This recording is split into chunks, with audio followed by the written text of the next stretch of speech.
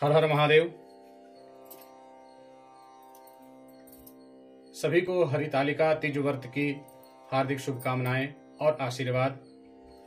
सभी माता बहनों को अखंड सौभाग्य की प्राप्ति हो, ऐसा मैं महादेव से प्रार्थना करता हूं कि जो भी यह वीडियो देख रहे हैं वे अखंड सौभाग्य की कामना के साथ यह वीडियो देखें और महादेव उनके अखंड सौभाग्य का वरदान दें। सर्वप्रथम हाथ में जल लेकर अपने ऊपर जल का छींटा लगाइए। ओम अपवित्रः पवित्रो वा सर्वावस्थां गतो विवाय स्मरेत् पुंडरीकाक्षं श्रावायाभ्यन्तरा शुचिः। आसन शुद्धि के लिए आसन के आगे चारों तरफ जल छोड़िए और पृथ्वी में हाथ लगाकर माता जी को प्रणाम करें। पृथ्वी माँ को प्रणाम करें। ओम पृथ्वी त्यादिकालोका देवी तुम विष्णादिता तुंच धारे मम देवी पवित्रम कुरु चासनम। आज आप लोगों का निर्जला व्रत है, तो आप लोग आचमन के रूप में हाथ में जल लीजिए और ओठ में ऐसे सामने कर और आगे की ओर छोड़ दें। बायां हाथ से दाहिने हाथ में लीजिए। ओम केशवाय नमः, ओम नारायणाय नमः, ओम माधवाय नमः। पीना नहीं है, आगे छोड़ देना है। पुनः हाथ धो लीजिए। हस्तो प्रक्षाल्य ऋषिकेशाय नमो नमः। एक बिंदी लगा लें लाल कुमकुम का। ओम चंदनम वंदते नित्यम पवित्रम पापनाशनम आपदाम हरते नित्यम लक्ष्मी वसतु सर्वदा लक्ष्मी तिष्ठतु सर्वदा। उसके बाद हाथ में चावल फूल लेकर सभी देवी देवताओं का ध्यान करें, भावना करें।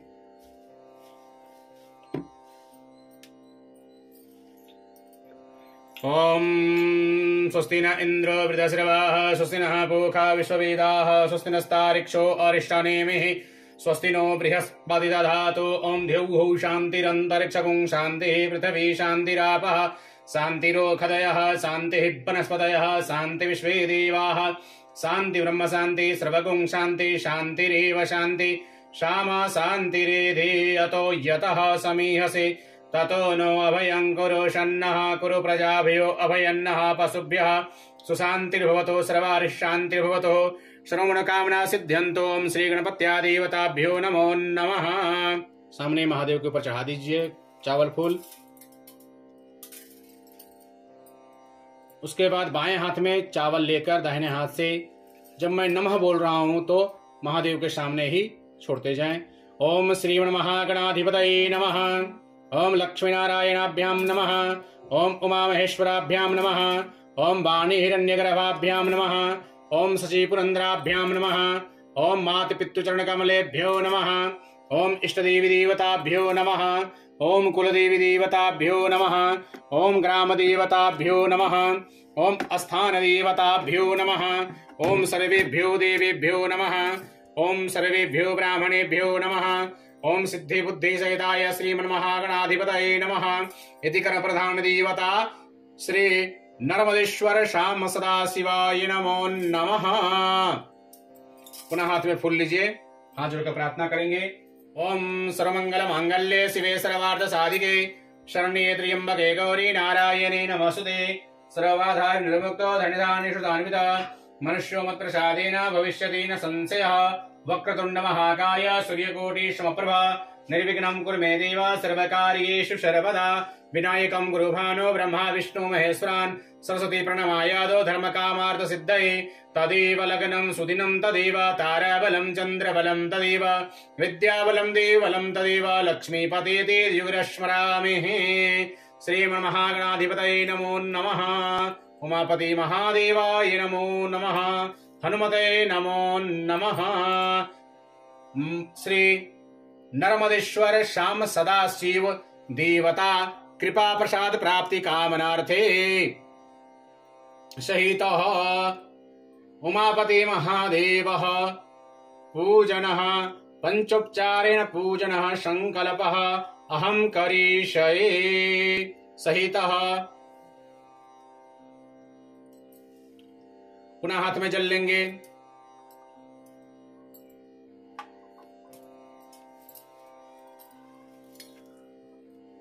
जल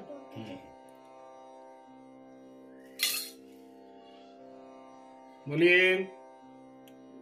अहम हरितालिका तेज वर्त पूजनः अंतर्गतः गौरी गणेशः अंबिका पूजनः वरुणदेव पूजनः कुलदेवी देवता स्त्रीलक्ष्मी माता सहितः श्री नर्मदेश्वर श्याम सदाशिव देवता पूजनः यथा मिलितो उपचारे द्वारा यथा ज्ञानेन यथा कालेन यथा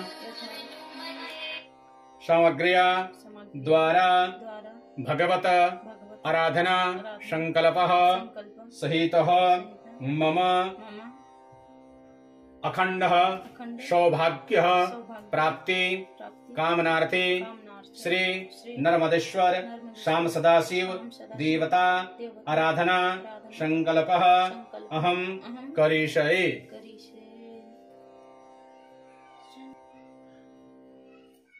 फूल में गंधाक्षत पुष्प लगाकर, गंधाक्षत पुष्प बोले तो जो पीला वाला चंदन होता है उसको गंध बोलते हैं, उसको गीला करके रखिए और फूल में लगाइए, चावल लगाइए और दीप के पास छोड़िए और हाथ जोड़कर प्रणाम कीजिए। हे दीप देवता, जब तक मैं पूजन कर रहा हूं तब तक आप सुस्थिर प्रज्वलित रहें। भो दीपदेव रूपस्त्वं कर्म साक्षी विघ्नकृतः यावता पूजा समापितं तावत्त्वं सुस्थिरो भवः प्रसन्नो भवः वरदो भवः। दीप नारायणाय नमो नमः। दीपस देवताभ्यो नमो नमः। हाथ में चावल फूल लेकर गौरी गणेश अंबिका का ध्यान नमन कीजिए। ओम गजाननं भूतगणादिसेवितं कपीथजम्बू फलचारुभक्षणम् उमासुतं शोकविनाशकारकं नमामि विघ्नेश्वर पादपङ्कजं। नमो दिव्यै महादेव्यै शिवाय सततं नमः। नमः प्रकृतिभद्राय नियत प्रणत स्मतां महा। ओम गणपते देवताभ्यो नमो नमः। गणेश अंबिकाभ्यां नमो नमः। ध्याय ध्यानम् अक्षत पुष्पं समर्पयामि। पुनः हाथ में चावल फूल लीजिए। वरुण देव का नमन ध्यान प्रार्थना करेंगे।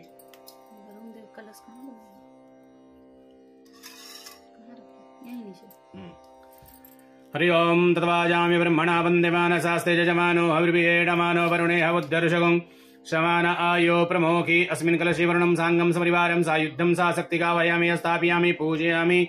मम पूजां गृहाण ओम अपां पदे वरुणाय नमो नमः। वरुणाय नमः। वरुणाय नमो नमः। वरुण देव से हाथ जोड़कर प्रार्थना करेंगे कि हे प्रभु, जिस प्रकार से समुद्र मंथन के द्वारा माँ लक्ष्मी का प्राकट्य हुआ था, उसी प्रकार आपके पूजन निमित्त से हमारे घर में धन धान की वृद्धि हो, हमारा सारा मनोरथ आपके कृपा से सफल हो। ओम गंगे च जमुने चैव गोदावरी सरस्वती नर्मदे सिन्धु कावेरी जलेऽस्मिन् सन्निधं कुरुः। सर्वे समुद्रा सरितस्थानि जलदा नदा अयन्तु मम शान्त्यर्थं तुतिशयकारेका।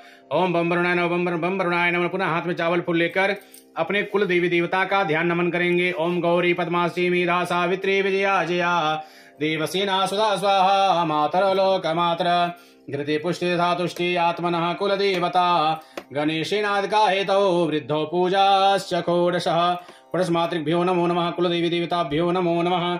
ध्याय ध्यानम अक्षत पुष्पम समर्पयामि। सामने भगवान के पास छोड़ दीजिए। पुनः हाथ में चावल फूल लेकर माँ लक्ष्मी का ध्यान नमन करेंगे। हे माँ, हमारे घर में स्थिर रूप में आके निवास करो माँ।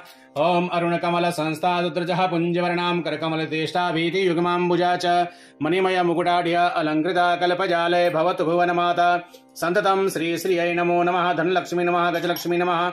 स्त्रीलक्ष्म्यै नमो नमः। श्री महालक्ष्म्यै नमो नमः। पुनः हाथ में चावल फूल लेकर हनुमान जी महाराज का ध्यान नमन करेंगे। ओम मनोजवम मारुतुल्य वेगम जितेन्द्रियम बुद्धिमतां वरिष्ठम वातमजं वानरतिमुख्यम श्रीरामदूतं शरणं प्रपद्ये। ओम हं हनुमते नमो नमः। कवन सो काज कठिन जग माहि जो नहीं होई तात तुम पाहि। हनुमते नमो नमः। हनुमते नमो नमः। पुनः हाथ में बिलपत्र फूल चावल लेकर महादेव का ध्यान नमन कीजिए।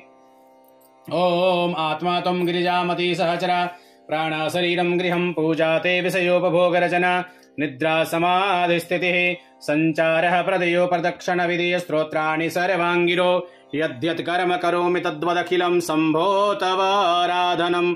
ओम श्री नर्मदेश्वर साम सदा शिवाय नमो नमः। ध्यानम अक्षत पुष्पम समर्पयामि। उसके बाद भगवान के ऊपर 4 बार जल देना है। पाद्योपाद्य जलम समर्पयामि, हस्तोर्घ्य जलम समर्पयामि, मुखयाचमनीय जलम समर्पयामि, इत्याचार्य जलम समर्पयामि, स्नानीय जलम समर्पयामि, पंचामृत स्नानम। 4 बार जल देने के बाद पंचामृत से स्नान कराना चाहिए। पंचामृत किस प्रकार बनाएं उसका भी विधि आप लोग जान लें। 100 ग्राम दूध लें। मात्रा में इसलिए बता रहा हूं कि आपको आधा करने में आसानी होगी। 100 ग्राम दूध लें, उसमें 50 ग्राम दही डालें, फिर 25 ग्राम घी डालें और उसका आधा 12.5 ग्राम मधु डालें और उसका आधा शक्कर, गुड़ या चीनी डालें। ये 5 चीज से पंचामृत का निर्माण होता है। अब हम भगवान को पंचामृत से स्नान कराएंगे। ओम पंचनद्यः सरस्वतीमपि यन्ति श्रोडशः सरस्वती तु पंचधासो देशे भवत्सरितः पंचामृत स्नानं समर्पयामि। पंचामृत स्नानान्ते शुद्धो जल स्नानं समर्पयामि। उसके बाद भगवान को शुद्ध जल से स्नान कराएंगे। ओम शुद्धबालः सर्वशुद्धबालो मणिबालस्त अश्विनः शीतः शीताक्षो अरुणस्ते रुद्राय वसुवतये कर्णायामावलिप्ता रौद्रा नभो रूपा पार्जन्यः। शुद्ध जल के बाद भगवान को वस्त्र अर्पण करेंगे। कलावा वस्त्रांते आचमने जलम समर्पयामि, वस्त्रम समर्पयामि, तदुपरांते आचमने जलम समर्पयामि, उपस्त्रावरक सूत्रम समर्पयामि, यज्ञोपवीतम समर्पयामि। ब्राह्मण को बोले खुद वे चढ़ा दें। यज्ञोपवीत में जरूर आप गंध या चंदन लगाएं। आप देख सकते हैं। ओम यज्ञोपवीतम ब्रह्मं पवित्रं प्रजापते यत् सहजं पुरस्तात् आयुष्मग्रं प्रतिम शुभ्रं यज्ञोपवीतम बलमस्तु तेजः। उसके बाद जल दीजिए। नमः शिवाय, ओम नमः शिवाय, ओम नमः शिवाय, हर हर भोले नमः शिवाय, शिव जटाधराय शिव जटाधराय, हर हर भोले नमः शिवाय। यातो धान्योधराचि परासु हस्तवामहे सौराष्ट्र सोमनाथं च श्रीशैले मल्लिकार्जुन उज्जैन महाकारं ओंकारं मूलेश्वरं परले मदनाथं जटाकिन्यां हिमशंकरं सेतुवन्दरामसं नागेशं दारुकावने वाराणस्यं त्र्यम्बकं गौतमितटे माले केदारं गोस्वामितं ज्योतिर्लिङ्गानि सायं प्रातः सब्जनं कृतं पापम् ईश्वरेण विनश्यति। ओम नागदेवताभ्यो नमो नमः। हर हर महादेव बम बम भोले। मंत्र चादो पूरा। हर हर महादेव शंभु काशी विश्वनाथाय नमो नमः। नर्मदेश्वर शाम सदा शिवाय नमो नमः। ये वाला बोल रहे हैं क्या? भगवान को ठीक से स्नान कराने के बाद, उनको तिलक चंदन करने के बाद भगवान के ऊपर अकवन का पुष्प, और देखिए भगवान भोलेनाथ के ऊपर कौन सा अकवन का फूल चढ़ाया जाता है। अधिकतर आदमी अकवन का फूल उठाता है और भगवान को चढ़ा देते हैं। तो भगवान के ऊपर कभी भी जब आप फूल चढ़ा रहे हैं अकवन का फूल, तो ये नीला कलर का जो फूल है, आसमानी कलर का आप देख रहे होंगे, इसी फूल को आप भगवान महादेव के ऊपर अर्पण करें। तो उजला रंग के अकवन आता है, वे भगवान गणेश जी को अति प्रिय है। और जो आपका शादी का सिंदूरा है, वे इस पूजा में अवश्य रखें और उसी का सिंदूर आप अपने मस्तक पे आज धारण करें। अब फूल से भगवान का श्रृंगार हो रहा है। बिलपत्र अर्पण किया गया है। ओम नमो बिलविने च कवचिने च नमो बर्मिने च वरुथिने च नमः श्रुताय च श्रुतसेनाय च नमो दुन्दुभ्याय च हन्याय च। ओम त्रिदलं त्रिगुणाकारं त्रिनेत्रं च त्रिधायुतं त्रिजन्म पाप संहारं बिल्वपत्रं शिवार्पणम्। बिल्वपत्रं समर्पयामि, पुष्पं समर्पयामि, पुष्पमालां समर्पयामि। उसके बाद धूप दीप भगवान को अर्पण कीजिए। भगवान महादेव का दर्शन कीजिए। झांक गए महादेव पूरा देख रहे हैं, अति सुंदर झांकी बाबा महादेव का।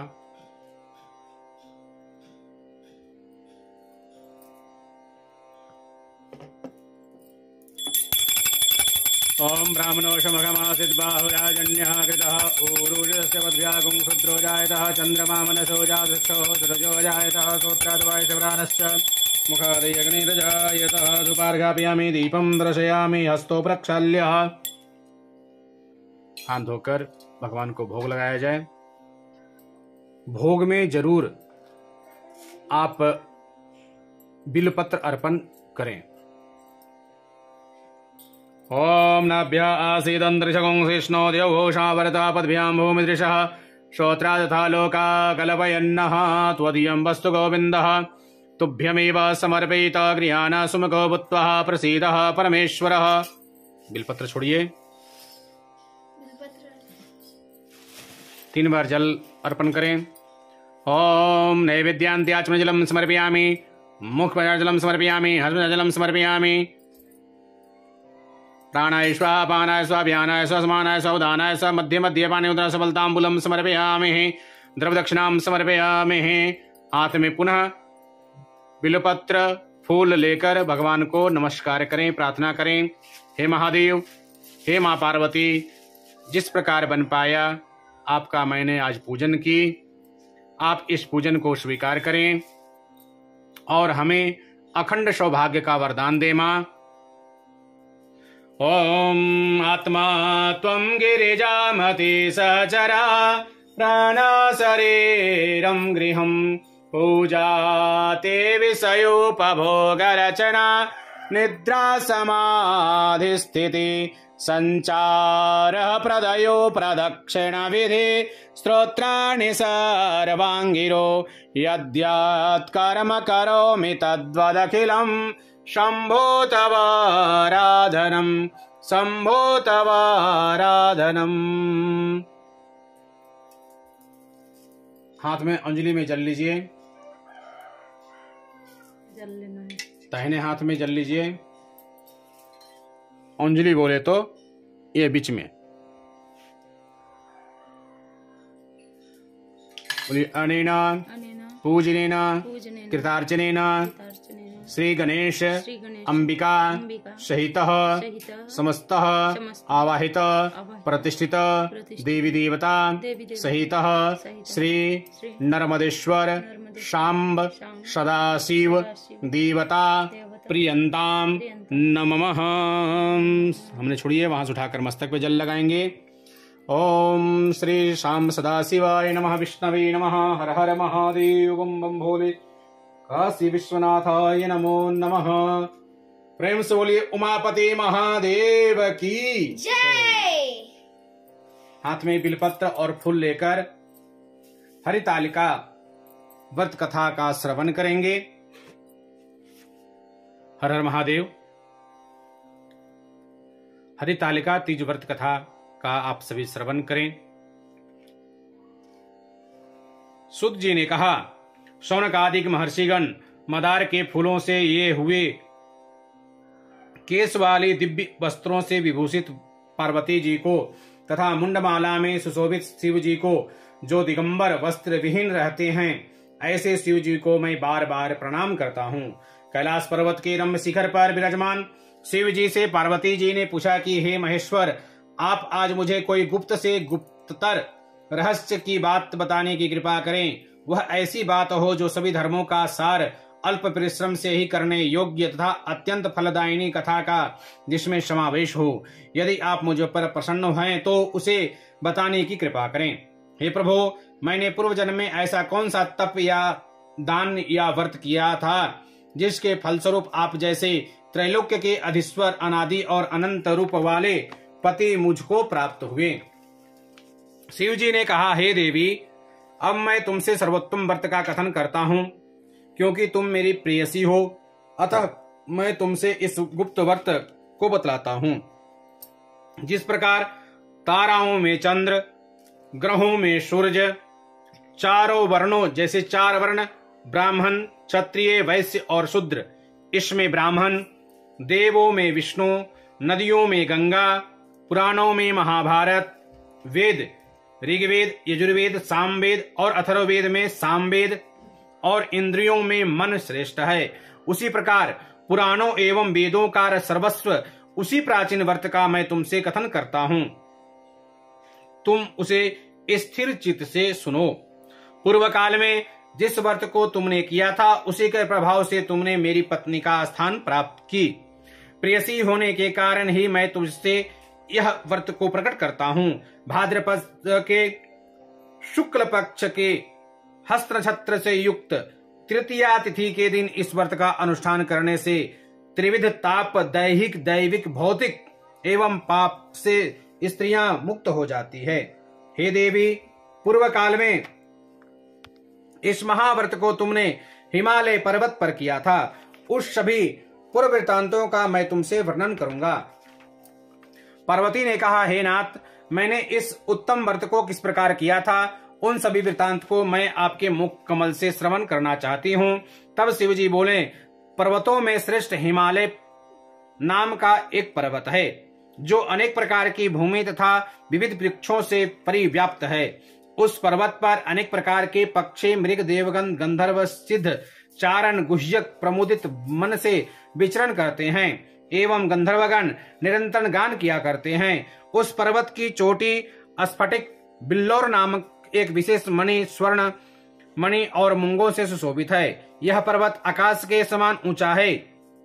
उसकी चोटियां सदैव बर्फ से ढकी रहती है तथा गंगा का निरंतर निनाद होता रहता है। हे पार्वती, तुमने अपने बाल्यावस्था में जिस प्रकार की कठोर तपस्या की थी मैं उसका वर्णन करता हूँ। हे देवी, तुमने 12 वर्षों तक आधी नीचे की ओर मुख और ऊपर की ओर पैर करके थ्रुमपान के द्वारा बिताया था। तुमने माघ के महीने में कंठ तक जल में निवास कर, वैशाख मास में प्रखर घाम में पंचांगनी सेवन कर, श्रावण मास में घर से बाहर वर्षा में भींग कर मेरी तपस्या निराहार रहकर की। तुमने इस उग्र तप को देखकर तुम्हारे पिता हिमवान बहुत ही दुखित एवं चिंतित हुए। वे तुम्हारे विवाह के विषय में चिंतातुर हो गए कि ऐसी तपस्विनी कन्या के लिए वर कहां से उपलब्ध हो सकेगा। ऐसे ही समय में ब्रह्मपुत्र नारद जी आकाश मार्ग से तुम्हारे पिता के पास आए। तुम्हारे पिता ने उन मुनि श्रेष्ठ की अर्घ, पाद, आसन आदि देकर पूजा हिमवान ने किया। हे मुनिवर, आप अपने आने का कारण बतलाइए, क्योंकि परम सौभाग्य से आप जैसे महानुभावों का आगमन होता है। उत्तर में नारद मुनि ने कहा, हे पर्वतराज, आप मेरे आने का कारण जानना चाहते हैं तो सुनिए। मुझे भगवान विष्णु ने आपके पास संदेशवाहक के रूप में भेजा है और कहा है कि अपने इस कन्या रत्न को किसी सुयोग्य पुरुष के हाथ में अर्पित करें। संपूर्ण देवों में वासुदेव से बढ़कर अन्य कोई देव नहीं है, इसलिए मेरे अभी यही राय है कि आप अपनी कन्या भगवान विष्णु को सौंपकर जगत में यशस्वी बने। नारद जी की बात सुनकर हिमालय ने कहा, यदि भगवान विष्णु ने इस कन्या को ग्रहण करने की स्वयं इच्छा की है तो मुझे कोई आपत्ति नहीं है, क्योंकि आपकी सम्मति है। इसलिए अब आज से इस संबंध को आप निश्चित ही समझिए।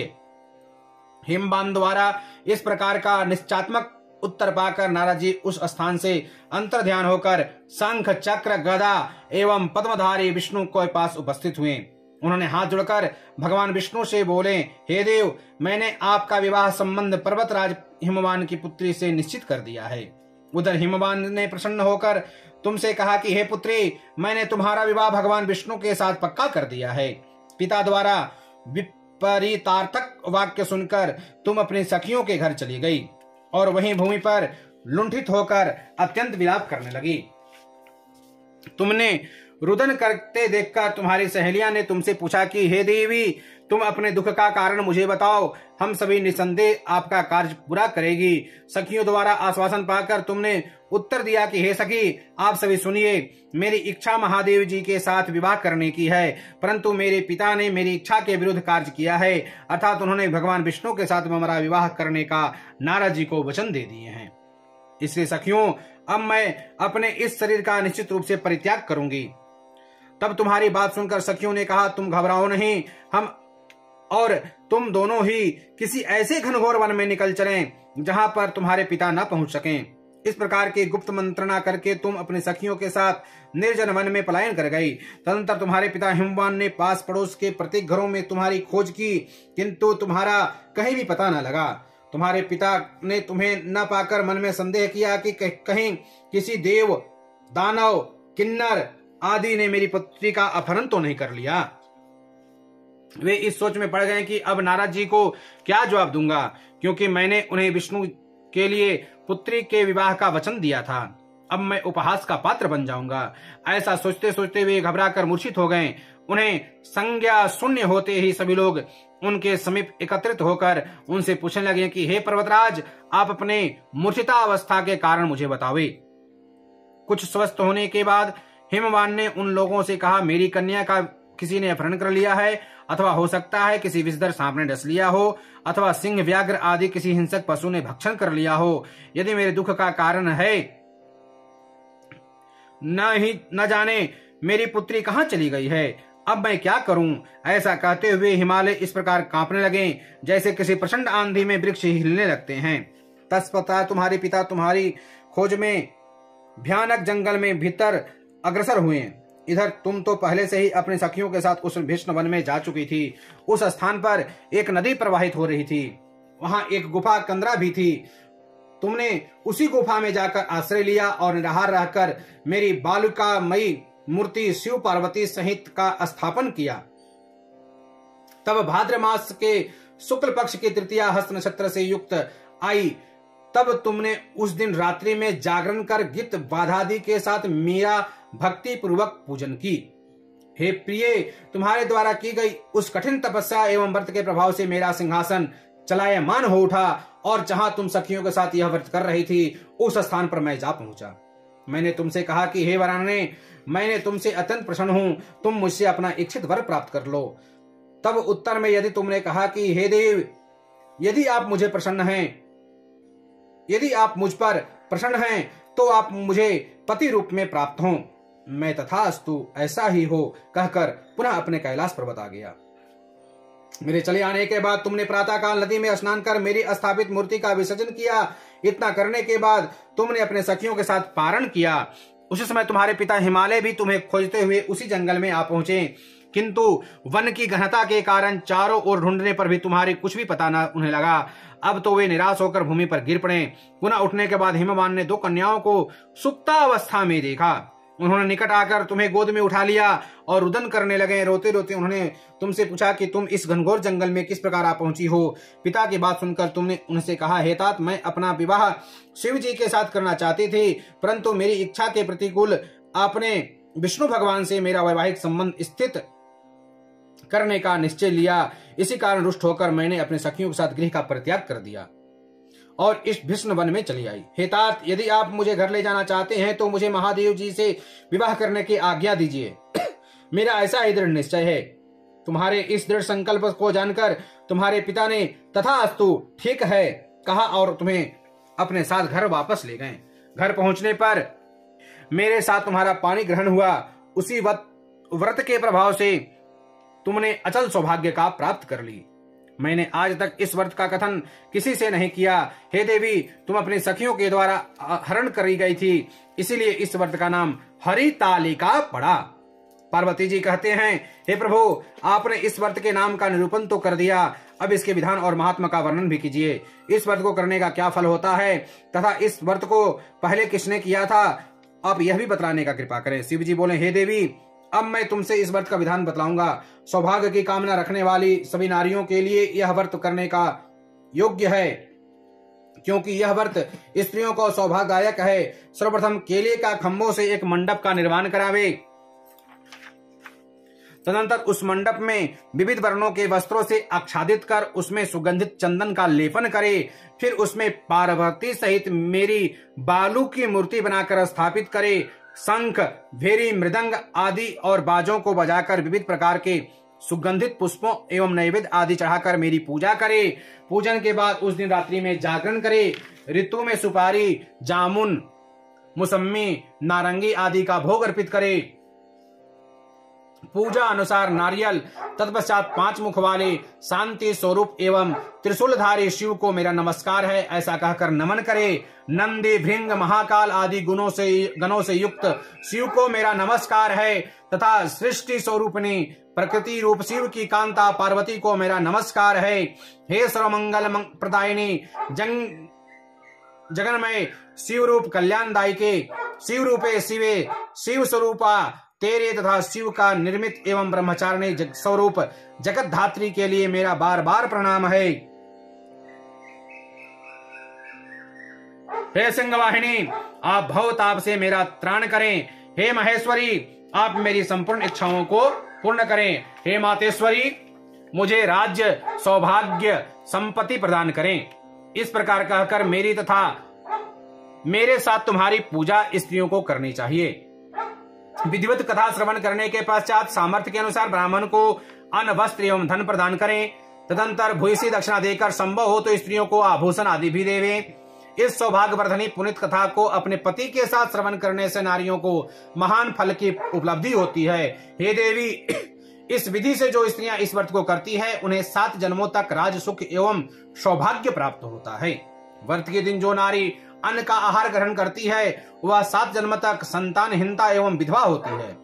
जो स्त्री उपवास नहीं करती वह दरिद्री, पुत्र शोक से दुखी एवं कर्कशा झगड़ालू होती है तथा नरकवास करके दुख भोगती है। जो नारी इस व्रत के दिन भोजन करती है उसे सुकरी, दूध पान से सर्पणी, जल का पान करने से जोक अथवा मछली, मिष्ठान भक्षण करने से चींटी आदि योनियों में जन्म लेना पड़ता है। अनुष्ठान के समाप्ति पर नारियों को चाहिए कि वे चांदी, सोने, तांबे अथवा इन सभी के अभाव में बांस के डलिया में वस्त्र, फल, पकवान आदि रखकर दक्षिणा के साथ ब्राह्मण को दान करें। अंत में दूसरे दिन व्रत का पारण करें। जो नारियां इस विधि से व्रत का अनुष्ठान करती हैं वे तुम्हारे समान अनुकूल पति को प्राप्त कर इस लोक में सभी सुखों का उपभोग करती हुई अंत में सायुज्य मुक्ति प्राप्त करती है। इस कथा के श्रवण कर लेने से ही स्त्रियां हजारों अश्वमेध यज्ञ एवं सैकड़ों वाजपेय यज्ञ करने का फल प्राप्त करती हैं। हे देवी, मैंने तुमसे इस सर्वोत्तम व्रत का कथन किया जिसके करने से करोड़ों यज्ञ का फल सहज ही प्राप्त होता है। अतः इस व्रत के फल का वर्णन सर्वथा अकथनीय है। प्रेम से बोलिए महादेव की जय।